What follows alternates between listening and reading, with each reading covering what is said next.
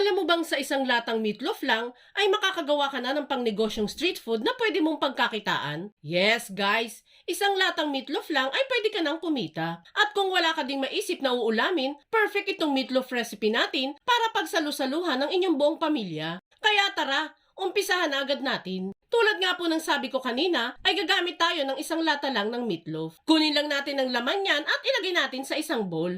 Guys, kahit ano naman pong brand ng meatloaf ang gamitin ninyo, ay pwedeng-pwede po dito sa ating recipe. Basta kung saan po kayo nasasarapan na brand, ayun po ang bilhin ninyo. Pwede din po dito yung beef loaf kung walang available na meatloaf. Durug-durugin lang muna natin yan hanggang sa wala nang matirang malalaking chunks dito. Then, saka ako dyan maglalagay ng isang pirasong itlog. Halu-haluin lang muna natin yan hanggang sa magmix ng maigi ang dalawang sangkap. Then, saka natin isusunod ang mga gulay. Maglalagay lang tayo dyan ng shredded carrots. Bali, 2 maliit na carrots po ang shredded natin dyan. Next ay itong red bell pepper na hiniwa lang natin ng maliliit. Isang red bell pepper lang po ang ginamit natin dyan. Then sunod naman itong pinong malunggay. Kung madalas kang nanonood sa mga recipes na ginagawa ko, madalas mong makikita na naglalagay ako ng malunggay sa mga niluluto ko. Super healthy kasi niyan, guys. And isa pa, di mo na kailangan pang bilhin yan sa palengke. Pitas-pitas at hingi-hingi ka na lang kung may malapit na puno ng malunggay sa inyo. Sunod na natin dyan ang pinong sibuyas at pinong bawang. Lagay na natin yan pareho sa ating bowl. Sunod na natin ang mga pampalasa. Maglalagay lang ako dyan ng asin, preferred ninyong seasonings, konting paminta, at ilang patak lang ng oyster sauce. Then saka natin yan hahalu-haluin gamit ang ating mga kamay. At habang nagmi-mix-mix tayo dyan, pasasalamatan ko lang muna ang mga masusugid nating taga-subaybay na sina Ma'am Tess Del Carmen ng Las Piñas City, Ma'am Marjorie Legaspi ng Jensan, at Ma'am Helen Romero ng Palawan.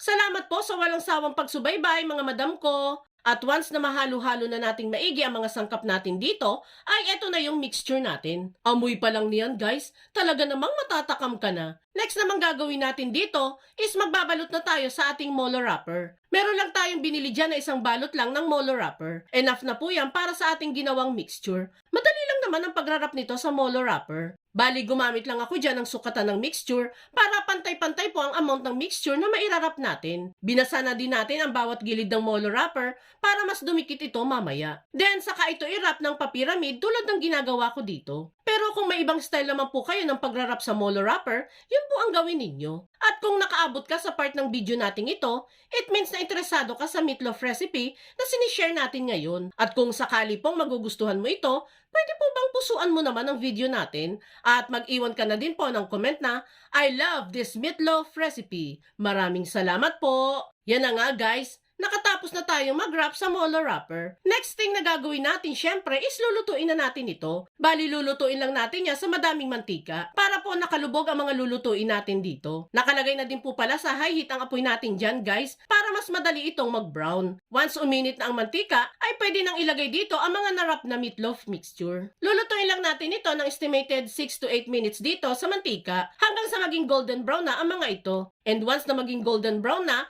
ay maaari na natin yang hanguin. And there you have it, guys. Pwede mo nang inegosyo itong meatloaf in molo wrapper recipe natin. Ilagay mo lang yan sa disposable na lagayan at lagyan ng dressing. Nako, tiyak akong papatok ito sa mga suki mo na mahihilig sa street food. Sure din ako magugustuhan ito ng buong pamilya once na ito ang inihain mong ulam sa kanila. Kaya itag mo na ang buong pamilya at barkada at subukan nyo na din magluto nito.